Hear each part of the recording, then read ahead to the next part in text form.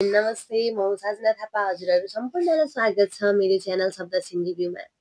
यस च्यानलमा चाहिँ मैले आफूले फिल्म हेर्दा र किताब पढ्दाखेरि गरेको अनुभवहरू र मैले सिकेका कुराहरू, त्यो किताबबाट मलाई लागेको कुराहरू चाहिँ हजुरहरूसँग सेयर गर्नेछु भिडियो मार्फत।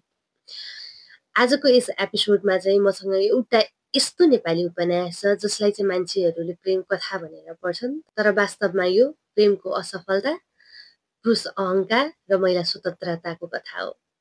किताबको नाम हो शिरीषको फूल अनि जसलाई लेख्नु भएको छ पारिजातले। आजको रिभ्यू अघिल्लो भिडियोहरूको जस्तो सहज भने पक्कै छैन। आजको यस एपिसोडमा हामी त्यो सत्यको कुरा गर्नेछौँ जसलाई चाहिँ राइटरले पनि लुकाउन सक्नु भएन। सबैभन्दा पहिला चाहिँ थोरै यो किताब र राइटरको बारेमा चर्चा गरौँ। शिरीषको फूल उपन्यास चाहिँ पारिजातको पहिलो उपन्यास हो। 2022 सालमा प्रकाशित शिरीषको फूल उपन्यासले 2022 मदन पुरस्कार समेत प्राप्त गरेको थियो। पहिलो उपन्यास भएर पनि यो किताबले नेपाली साहित्यमा नारी पात्रलाई हेर्ने दृष्टिकोणै बदलिदियो। शिरीषको फूलको बाँकी चर्चा गर्नुभन्दा पहिला चाहिँ म शिरीषको फूल उपन्यासको थोरै सारांश पनि बताइदिन चाहन्छु। हुन त यो शिरीषको फूल नपढ्ने कमै होलान् होइन, एकदमै धेरै मान्छेले पढेको किताब हो यो, लाखौँ मान्छेहरूले पढिसक्नु भएको छ। तर पनि कोही मेरो भिडियोमा आइपुग्दाखेरि शिरीषको फूल पढ्नु भएको छैन भने चाहिँ फेरि मैले भनेको कुराहरू बुझ्न, किताबै पढेको छैन भने त बुझ्न अलिकति गाह्रै हुन्छ नि त। त्यही भएर सरसर्ती म छोटो मिठो तरिकाले सारांश बताइदिन्छु। सारांशतिर लागौँ है त। शिरीषको फूल उपन्यास दोस्रो विश्वयुद्धबाट फर्केका पात्र सुयोगवीरको तर्फबाट लेखिएको कथा हो जसले युद्धपछिको मानिसको मानसिकता, प्रेमको असफलता र अस्तित्वको खोक्रोपनको उजागर गर्छ। कथाको केन्द्रमा छन् पात्र सुयोगवीर, एक अधवैंशी भूतपूर्व सैनिक हुन्। युद्धले उसको शरीर मात्र होइन मन पनि कठोर बनाएको छ। युद्धमा उसले मानिसलाई वस्तु झैं प्रयोग गर्यो, नारीलाई भोग्यो र हिंसालाई सामान्य ठान्न थाल्यो। युद्ध सकिए तापनि त्यो क्रूरता उसको चेतनामा रहिरह्यो। युद्धबाट फर्केर काठमाडौँमा बस्न थालेपछि सुयोगवीरको मित्रता शिवराजसँग हुन्छ र उसको घरमा जाने आउने हुन थाल्छ, जहाँ सकम्बरीसँग भेट हुन्छ। सकम्बरी परम्परागत नारी मात्र होइन, ऊ स्वतन्त्र छे, बाठी छे, व्यङ्ग्यपूर्ण छे र पुरुषको अहंकारलाई सहजै चुनौती दिन्छे। सुयोग प्रतिदिन सकम्बरी प्रति तानिन्छ, तर ऊ प्रेम गर्न चाहन्छ कि स्वामित्व जमाउन चाहन्छ, आफै अन्यलमा हुन्छ। सुयोग विगतका आफ्ना अपराध, बलात्कार र हिंसाका स्मृतिले ग्रस्त छ। ती सबै पापको प्रतिफल उसले सकम्बरी मार्फत भोगिरहेको छ। सकम्बरी उसलाई स्वीकार्दैन, उल्टै उसको बुढ्यौली, खोक्रो पुरुषत्व र नैतिकतामाथि नजानिदो पाराले ठेस पुर्याइदिन्छे। एक दिन आवेगमा सुयोगले सकम्बरीमाथि जबरजस्ती चुम्बन गर्छ। त्यसपछि अपराधबोध, डर र पश्चातापले ऊ शिवराजको घर जान छोड्छ। केही समयपछि थाहा पाउँछ सकम्बरी बिरामी परेकी छे र अनन्त शिरीषको फूल झर्ने बेलामा नै सकम्बरीको मृत्यु हुन्छ। सकम्बरीको मृत्युले सुयोग पूर्ण रूपमा रित्तिन्छ। उसले बुझ्छ प्रेम अधिकार होइन र एकहोरो चाहना अनन्त हिंसा नै हो। यसरी शिरीषको फूल उपन्यास प्रेम, युद्ध, जीवनको निरर्थकता देखाउँदै समाप्त हुन्छ। अब म कुरा गर्नेछु उपन्यासको पात्रहरूको बारेमा। उपन्यासमा कथा अगाडि बढ्दै जाँदाखेरि थुप्रै पात्रहरू आउने जाने भइरहन्छ, तर तीनटा पात्र छन् जो चाहिँ सुरुदेखि अन्त्यसम्म नै छन्। ती तीन मुख्य पात्रहरू हुन् सुयोगवीर, सकम्बरी र शिवराज। अब म उपन्यासलाई उनीहरूको दृष्टिकोणमा रहेर नै चर्चा गर्नेछु। सबैभन्दा पहिला सुरु गरौँ यो उपन्यासको प्रमुख पात्र सुयोगवीरबाट। सुयोगवीर दोस्रो विश्वयुद्धबाट फर्किएको 45 वर्षीय अधवैंशी अविवाहित भूपू सैनिक पात्र। युद्धले उसलाई बाहिरबाट कठोर र भित्रबाट खोक्रो बनाएको छ। ऊ आफूले कहिले पनि मान्छे नमारेको कुरा गर्छ, तर उसले विगतमा गरेको अमानवीय कर्मबाट भने उम्कन सक्दैन। सुयोगवीर नारीहरूप्रति आकर्षित हुन्छ तर प्रेम गर्दैन। उसले नारीहरूलाई पुरुषहरूले भोग गर्ने वस्तु जस्तो ठान्छ। युद्धकालमा हेटहन्टाकी छोरी कचिन र मार्टिनिसमाथि गरेको यौन हिंसाले उसको चरित्रलाई निर्दयी, आत्मकेन्द्रित र विकृत बनाएको छ। सुयोगवीरले कहिले पनि प्रेम र बलात्कार बीचको सीमारेखा बुझ्न सक्दैन। त्यसैले अन्त्यमा जब सकम्बरीको मृत्यु हुन्छ, सुयोगवीर जीवनको महाशून्यमा पुग्छ। यसरी सुयोगवीर युद्धले विकृत बनाएको, प्रेम गर्न असफल, अपराधमा जेलिएको र अन्त्यमा शून्यमा डुबेको पात्र हो। यो उपन्यासको सुयोगवीरको बारेमा त हामीले चर्चा गरिहाल्यौँ होइन। मैले जतिसम्म बुझेँ, मैले जतिसम्म मेरो अध्ययनले भ्यायो, मैले त्यति नै भनेको। सुयोगवीर चाहिँ मलाई यो उपन्यासमा एकदमै मन नपरेको पात्र हो। एकदमै क्रूर हुन्छ नि, निर्दयी, लाचार, धोकेबाज, डरपोक। मैले चाहिँ काहीँ पनि सुयोगवीर चाहिँ ओहो यति चाहिँ गर्यो है भन्ने काहीँ पनि नै नदेखेको पात्र हो कि किताबभरिमा। मलाई चाहिँ मनै नपरेको पात्र भनौँ न। वीरको पात्रको चर्चापछि अब कुरा गरौँ अर्को मुख्य पात्र, जसलाई चाहिँ म यो किताबको आत्मा नै भन्छु, सकम्बरीको। सकम्बरी चाहिँ शिरीषको फुलको सचेत, स्वतन्त्र र मौन प्रतिरोध गर्ने खालको पात्र हो। एकदमै यो बुकको हिरो हो सकम्बरी। सकम्बरी चाहिँ प्रेमको नाममा पुरुषहरूको दया, आवेग, अहङ्कारलाई स्वीकार गर्दिनन्। सुयोगवीर जस्ता युद्धले विकृत भएका पुरुषहरूको लागि सकम्बरी आकर्षणको केन्द्र भए पनि उसले कहिले पनि आफूलाई भोग्य वस्तु बन्न दिइनन्। उसको व्यङ्ग्यात्मक वाक्य जस्तै बुढो भइसक्नु भयो सुयोगजी, अब त बिहे गर्नुहोस्। ती सुयोगवीरको पुरुष अहङ्कारतामाथि गहिरो नैतिक प्रहार हुन्। सुयोगवीरले जबरजस्ती चुम्बन गर्दा पनि ठुलो प्रतिक्रिया केही नदिकन मौन रहन्छे र यही मौनता नै उसको सबल प्रतिरोध बन्छ। उपन्यासमा सकम्बरीको मृत्यु कुनै संयोग मात्रै होइन। यो विगतमा सुयोगले महिलाहरूमाथि गरेको हिंसाको नैतिक सजाय हो। यो उपन्यासमा सकम्बरी पीडित पात्र मात्रै होइन, नारी चेतनाको प्रतीक पात्र हो। त्यसैले मलाई चाहिँ एकदमै मन परेको पात्र हो सकम्बरी यो उपन्यासमा। यो उपन्यासमा मात्रै होइन, मैले अहिलेसम्म पढेको किताबहरू मध्येमा चाहिँ एकदमै थोरै नारी पात्रहरू मात्रै यति सशक्तसँग लिएर आइएको छ। तर यस्तो मजाले नै चाहिँ मैले छन् होला, तर मैले अहिलेसम्म पढेको किताबहरूमा चाहिँ यति मजासँग, यति स्ट्रङ क्यारेक्टर बनाएर चाहिँ मैले अहिलेसम्म पढेको कुनै पनि किताबमा कुनै पनि नारी पात्रलाई प्रयोग गरेको छ जस्तै लाग्दैन कि मलाई। त यस्तो मन परेको पात्र हो होइन। हुन्छ नि त्यो स्ट्रेट फरवार्ड हो नि त, फ्याट्ट सुन्दाखेरि नराम्रो लाग्छ जसलाई पनि होइन। स्ट्रेट फरवार्ड बोल्नेहरूको चाहिँ त्यो एउटा बेफाइदा नै हो। सबैजनालाई छुच्चो लाग्छ, घमण्डी लाग्छ, के लाग्छ, तर कस्तो जेन्युन हुन्छन् कि उनीहरूसँग मात्रै मतलब हुन्छ कि सेल्फ अब्सेसन चाहिँ होइन, त्यो सेल्फ लभर हुन् यिनीहरू होइन।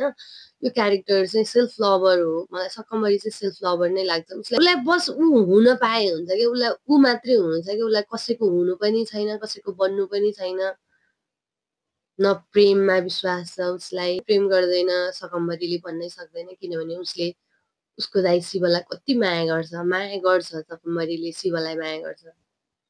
मान्छे त्यति भयो भने चाहिँ खुसी हुन्छ जस्तो लाग्छ। अब त्यही हो, सकम्बरी लास्टै बबाल छ यो किताबमा। सकम्बरीको पार्ट चाहिँ, सकम्बरीको क्यारेक्टर चाहिँ एकदमै स्ट्रङली प्रेजेन्ट गरेको छ र मलाई एकदमै मन परेको क्यारेक्टर हो सकम्बरीको चाहिँ। अब सकम्बरीको कुरालाई यहीँ टुङ्ग्याउँदै हामी लागौँ यो उपन्यासको अर्को तेस्रो मुख्य पात्रतिर। तेस्रो मुख्य पात्र यानि कि शिवराज। शिवराज चाहिँ शिरीषको फुलमा सकम्बरीको दाइ र सुयोगवीरको साथी बनेर आएको एकदमै सचेत, सन्तुलित र मानवीय पात्र हो। ऊ युद्ध र हिंसाबाट टाढा रहेको सामान्य पारिवारिक जीवनको एक प्रतिनिधि पात्र हो। सुयोग जस्तो विकृत सैनिक चेतनाको विपरीत उभिएर पनि शिवराजले शान्त, सभ्य र जिम्मेवार पुरुषको रूप देखाएको छ। उसको पात्रले उपन्यासमा युद्धपछिको असन्तुलन र सामान्य जीवन बीचको विरोधाभास स्पष्ट पार्छ। किताबमा शिवराज नराखेर सुयोगवीर मात्रै राख्ने हो भने चाहिँ एकदमै धेरै गाली मात्रै पनि आउन सक्थ्यो होला कि किन यस्तो खत्तम मतलब मलाई त्यसो लाग्यो एकदमै खत्तमै क्यारेक्टर जस्तो लाग्छ कि मलाई सुयोगवीरको। तर त्यही कथामा अर्को एउटा पात्र शिवराजलाई ल्याएर चाहिँ एकदमै राम्रो पात्र हुन त उसले पनि सकम्बरीलाई चेन्ज नै गर्न नखोजेको चाहिँ होइन, सकम्बरीलाई उसले पनि रोक्न नखोजेको चाहिँ होइन होइन, तर एकदमै बाँधेर चाहिँ राखेको छैन सकम्बरीलाई, थोरै भने पनि स्वतन्त्रता प्रदान गरेको छ शिवराजले, माया दिएको छ उसलाई, त्यस्तो कन्ट्रोलमा राख्न खोजेको छैन नि त शिवराजले। शिवराजको चाहिँ यो उपन्यासमा एकदमै सन्तुलित पात्र देखिन्छ, जो चाहिँ सबैसँग समान छन्, साथीसँग पनि उत्तिकै राम्रो व्यवहार छ, उसको घरमा पनि राम्रो छ, उसको दिदीबहिनीहरूसँग उसको बहिनीहरूसँग पनि उसको राम्रो छ भने के अरे सुयोगवीर भन्दा त 100 टाइम्स बेटर नै छ शिवराजको क्यारेक्टर होइन। उसले नारीहरूलाई एउटा वस्तुसँग तुलना गर्दैन, नारीहरूको इज्जत गर्छ, मान्छेलाई मान्छेको जस्तो व्यवहार गर्छ उसले। तर सुयोगवीर चाहिँ शिवको विश्वासमा पनि अडिक छैनन् कि, उसको पनि विश्वासको पात्र बनेको छैनन् कि, उसको विश्वासको पात्र भइदिएको भए त उसले त्यस्तो विश्वास गरेर उसको घरमा लिएर आउँदाखेरि उसको बहिनीहरूमाथि त्यो दृष्टि त्यो नजर राख्दैन थियो नि त होइन। त्यही हो, यो किताबको 3 मुख्य पात्रहरूको पनि कुरा चर्चा गरिहाल्यौँ होइन। जस्तै सुयोगवीर चाहिँ एकदमै हाम्रो समाज, पुरुष प्रधान समाजको त्यो एउटा पात्र हो जो चाहिँ आजसम्म पनि हाम्रो समाजमा देखिन्छन्, भेटिन्छन् कि चाहिँ शिवराजलाई चाहिँ एउटा आदर्श पात्रको रूपमा राखेँ, किनभने ऊ सबैसँग राम्रै छ, उसले आफू जस्तो छ अरूलाई त्यस्तै सोचेको छ, आफू सायद ऊ भित्र चोर हुन्थ्यो भने उसले अरूलाई पनि त्यस्तै देख्थ्यो होला नि त, सुयोगलाई ट्रस्ट गर्दैन थियो होला नि त त्यति छोटो समयमा। त्यही त भाइ एउटा भाइ राम्रो हो, राम्रो साथी हो नि त शिवराज, अनि राम्रो छोरा पनि हो, राम्रो भाइ हो, राम्रो साथी हो शिवराज, अनि एउटा राम्रो मान्छे हो कि शिवराज। अनि त्यही भएर मैले शिवराजलाई चाहिँ एउटा आदर्श पुरुष देखेँ, आदर्श पात्र माने। यो 3 पात्रको चर्चापछि चाहिँ मैले चाहिँ मेरो किताब पढिसकेपछिको अन्तिम निष्कर्ष भनौँ न, मैले बुझेको कुरा चाहिँ के हो भन्दाखेरि शिरीषको फुल युद्धपछिको खालीपन, पुरुष अहङ्कार र महिलामाथिको हिंसाको विरुद्धमा उभिएको मानवता र चेतनाको उपन्यास हो। मैले शिरीषको फुल उपन्यासको 3वटै मुख्य पात्रहरूको बारेमा चर्चा गरि नै हालेँ, हजुरहरूले थाहा पाइ नै हाल्नुभयो। हरेक मान्छेको आफ्नो पोइन्ट अफ भ्यू हुन्छ है किताब पढ्दाखेरि पनि। मैले जुन भावमा किताब पढेँ, जुन भोगाइले किताब पढेँ, त्यसले पनि धेरै कुराहरू चाहिँ डिफ्रेन्ट हुन्छ। मेरो र अर्को मान्छेले किताब पढ्दाखेरिको बुझाइ चाहिँ हाम्रो सोच्ने तरिकाले पनि फरक पर्छ कि। त्यही भएर मेरो साइडबाट मैले जानेको, मैले पढ्दाखेरि भेटेको कुराहरू र मैले फिल गरेको कुराहरू चाहिँ मैले सेयर गरेको हो। अब त्यसमा कति धेरै त्रुटिहरू पनि छन् होला, कति कुराहरू मैले भन्न भ्याइकिन या यो भिडियोमा समेट्न पनि सकिनँ होला। त्यही हो, भिडियोलाई माया गर्दै गर्नुहोस्, अझै भिडियोहरू लिएर आउँदै गर्छु, हेर्दै गर्नुहोला।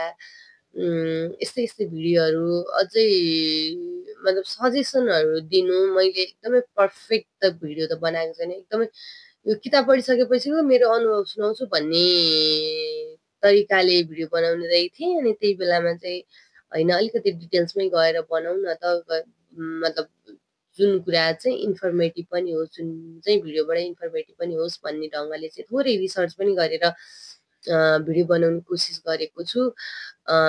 कस्तो लाग्छ भिडियोहरू हेरिरहनु भएकोहरूले चाहिँ प्रतिक्रिया दिनुहोला। जसले चाहिँ पहिलोचोटि भिडियो हेर्नुभयो उहाँलाई कस्तो लाग्यो, राम्रो नराम्रो जस्तो लाग्छ एकदमै फ्र्याङ्क भएर भनिदिनु होला। हजुरहरूले मलाई जे भन्नुभयो भने पनि मैले त्यसलाई अहिले नैदेखि सुधारेर लान सक्छु नि त होइन। हजुरले चाहिँ यस्तो यस्तो गर्नुभएको भए चाहिँ अझै राम्रो हुन्थ्यो भन्ने कुरा भयो भने म त्यो चिजलाई पनि समेट्नेछु मेरो भिडियोमा। त्यही हो, आज चाहिँ मैले एकदमै त्यो कथावस्तुकै एकदमै सारमा गएर भन्दा पनि 3 जना पात्रहरूलाई चाहिँ पात्रहरूको चाहिँ दृष्टिकोणबाट चर्चा गरेको हो। कुन पात्र चाहिँ कस्तो छन् भनेर उनीहरूको चरित्रलाई चाहिँ व्याख्या मात्रै गरेको हो यो किताबको चरित्रलाई। अब हजुरहरूलाई यो भिडियो हेरिसकेपछि होइन किताब कस्तो रहेछ एकचोटि पढौँ न त जस्तो लाग्छ भने चाहिँ किताब किनेर पढ्नु एकदमै राम्रो किताब छ। किताब त्यति धेरै ठुलो पनि छैन, सानै छ। अरू त त्यस्तै हो, किताब पढ्नुहोस्, ज्ञानी बन्नुहोस्। हामीलाई स्कुल पढ्दाखेरि सरले भन्नुहुन्थ्यो कि पुरानो कोट लगाऊ नयाँ किताब किन भनेर। अनि आजभोलि चाहिँ मैले पनि सकेसम्म किताबहरू चाहिँ किन्ने कोसिस गर्दैछु। यो किताबको एकदमै छुट्टै कहानी छ मसँग, किताबहरूको चाहिँ एकदमै छुट्टै कहानी छ होइन। यो कहानी भन्ने दिन आउला छिट्टै नै सायद होइन, आओस् भन्छु म चाहिँ। मलाई धेरै चिजहरू छन् किताबसँगका कुराहरू चाहिँ एकदमै धेरै छन्, लामो हुन्छ किताबका कुरा गर्न थाल्यो भने। यसको लागि छुट्टै भिडियो बनाउनु पर्ने हुन्छ। आजको भिडियोलाई चाहिँ मैले सायद इन्ड गर्नुपर्छ यहीँनिर। जाँदा जाँदै चाहिँ अब ह्याप्पी न्यु इयर पनि भन्न चाहेँ मैले सबैजनालाई। नयाँ वर्षको 2026को शुभकामना। जे आँट्नु भएको छ त्यो गर्नुहोस्, सक्सेस हुनुहोस् आफ्नो फिल्डमा। भोलि भनेर चाहिँ नबसौँ, गरौँ, आजैबाट गरौँ, त्यही हो। हजुरहरू सबैजनालाई धेरै धेरै धन्यवाद मेरो भिडियो हेरिदिनु भयो। आशा गर्छु लाइक सेयर कमेन्ट पनि गरिदिनुहुन्छ, सब्सक्राइब गरिदिनुहुन्छ र सपोर्ट गर्नुहुन्छ भनेर एकदमै धेरै आशावादी छु। जे होस् भिडियो हेरिदिनुहोस्, सपोर्ट गरिदिनुहोस्, माया गरिदिनुहोस्, सब्सक्राइब गरिदिनुहोस्, लाइक गरिदिनुहोस्, कमेन्ट गरिदिनुहोस् अनि सल्लाह सुझावहरू दिँदै गर्नुहोस्। हजुरहरू सबैजनाको मायाको लागि एकदमै धेरै आभारी छु। धेरै धेरै धन्यवाद। By by.